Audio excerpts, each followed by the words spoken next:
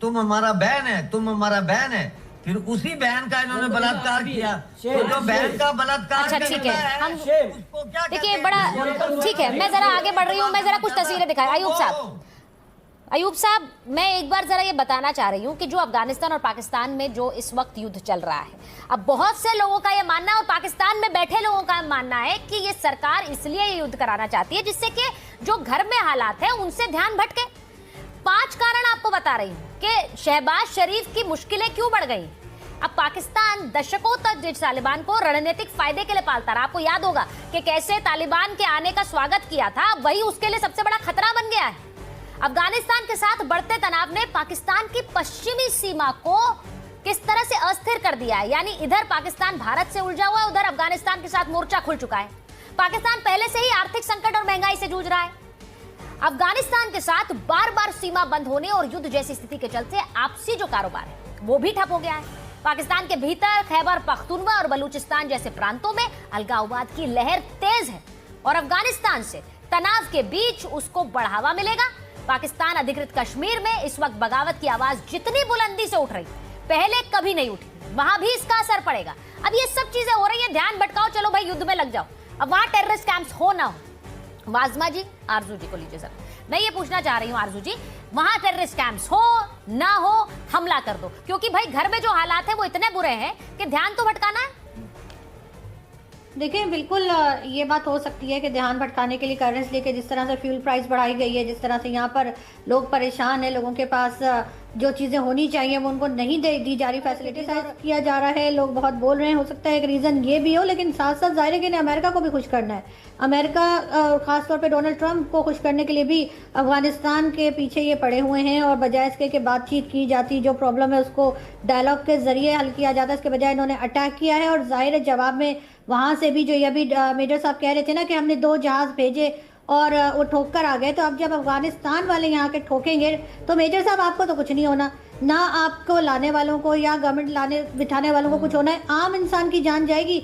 और उस वक्त फिर क्या किया जाएगा? जाहिर है कि दोनों तरफ आम सिटीजन जो हैं वही मारे जाएंगे, उन्हीं की जाने जाएंगी, उन्हीं का नुकसान होगा। लेकिन ये बात ये लोग नहीं सोचते, क्योंकि इनको तो जैसे कहते हैं ना कि जरा सा भी कुछ नहीं होना है और इनकी फैमिलीज भी बाहर हैं, इनके सब लोग पैसा भी बाहर है, ये भाग जाएंगे और पीछे रह जाएगा पाकिस्तान भुगतने के लिए, और ये अमेरिका को खुश करने के लिए किसी भी लेवल पे जा रहे हैं। ये आपने जो बात कही है ये यही होगा। अब मैं वाजमा जी आपसे पूछूंगी, वहां तालिबान की तरफ से कहा जा रहा है, अफगानिस्तान की तरफ से, कि हम अब 400 मारे हैं ना, हम 4000 मारेंगे, तो इसका तो कोई जाहिर सी बात है कि रिवेंज तो लेना पड़ेगा ना, रिवेंज तो ले लेंगे, पर इसमें क्या होगा ना, जितना भी तालिबान ने पाकिस्तान को टारगेट किया हुआ है, रिटेलिटरी अटैक्स जो है, उन्होंने मिलिट्री एस्टैब्लिशमेंट्स को टारगेट किया हुआ है, उन्होंने किसी भी सिविलियंस को टारगेट नहीं किया हुआ है। पर पाकिस्तान ने अफगानिस्तान में हमेशा ही सिविलियंस को टारगेट किया हुआ है। अगर आप नंगरहार को देखो, वहाँ पे जो इन्होंने वो फैमिली के 21 मेंबर्स को जो इन्होंने मारा, जो एक बच्चा उनका रह गया था, वो भी एक आम सी फैमिली थी, सिविलियन थी। अगर आप गुरबज डिस्ट्रिक्ट में खोस्त में देखो, जो इन्होंने बम्बार्डमेंट किए, वहाँ पे इन्होंने क्रिकेटर्स को मारा, क्रिकेटर साथ आतंकवादी नहीं है।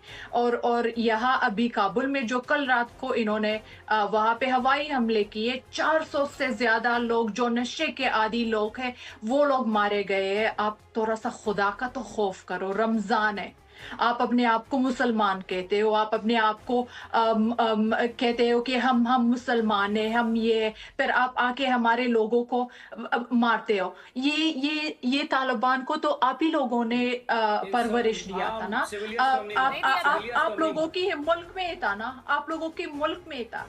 20 साल से जो हमारे मुल्क में आप लोगों ने झगड़े करवाए हैं, जो भाई एक दूसरे को मार रहे थे, तभी तो आप बहुत खुश हो रहे थे, तभी तो आप बोल रहे थे कि ये तो हमारे लोग हैं। जब तालिबान पावर में आए तो आप लोग मिठाइयाँ बांट रहे थे सड़कों पे पाकिस्तान में, तो अभी क्या हुआ? भाई नदीम साहब वो ये पूछ रही है, क्या हुआ है? नदीम साहब वो ये पूछ रही हैं कि आप सिंपथाइजर, आपने सबसे ज्यादा तालिबान के आने का स्वागत किया था, तो अब क्या हो गया? अब आपकी दोस्ती कहाँ चली गई?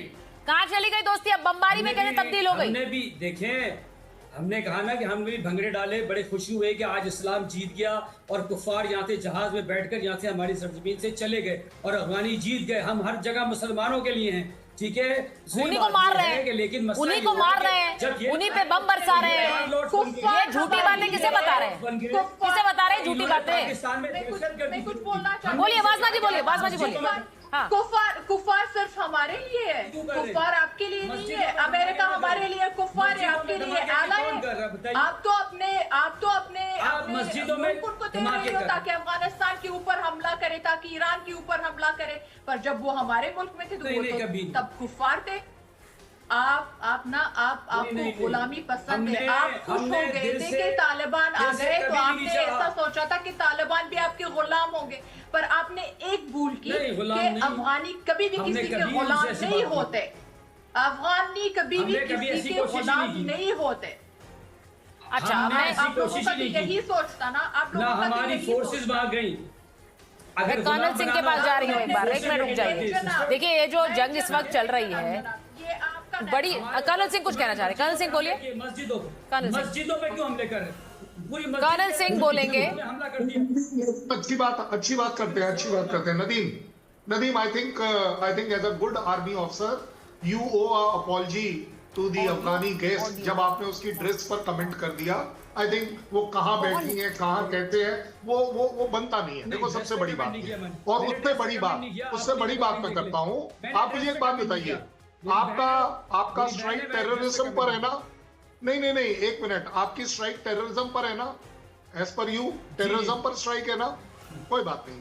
इस टेररिज्म के पीछे पिछले प्रोग्राम में आपने बोला था इंडिया है, ठीक है ना, कि हम अफगानिस्तान को सपोर्ट कर रहे हैं। जनाब, प्रॉक्सी ओ अंग्रेजी मुझे भी आती है दोस्त, मैं बोल नहीं रहा, वो एक अलग बात है। मुझे एक बात बताओ, ये जो हमारी गली, एक सेकेंड, हमारी गली कब आ रहे हो? हमारी गली भी आओ ना कभी, जब आप हुक्म करें, तब पता चले, जब आप हुक्म करें, पता चले, हम तो इंतजार में थे कि ऑपरेशन सिंदूर 2 तब करेंगे। आपको पता चलेगा कि डूरंड लाइन क्या होती है, तब आपको पता चलेगा। अच्छा चलो, कोई बात नहीं, आपने बोल दिया यहाँ पर टेररिज्म का मामला है। मुझे ये बताओ, बलूच में कौन सा टेररिज्म है? खैबर पख्तूनख्वा में कौन सा टेररिज्म है? सिंध में कौन सा टेररिज्म है? नहीं, और फैसला ये भी बताऊं मैं आपको, जो कर्नल सिंह कह रहे हैं, बलूचिस्तान में नहीं है।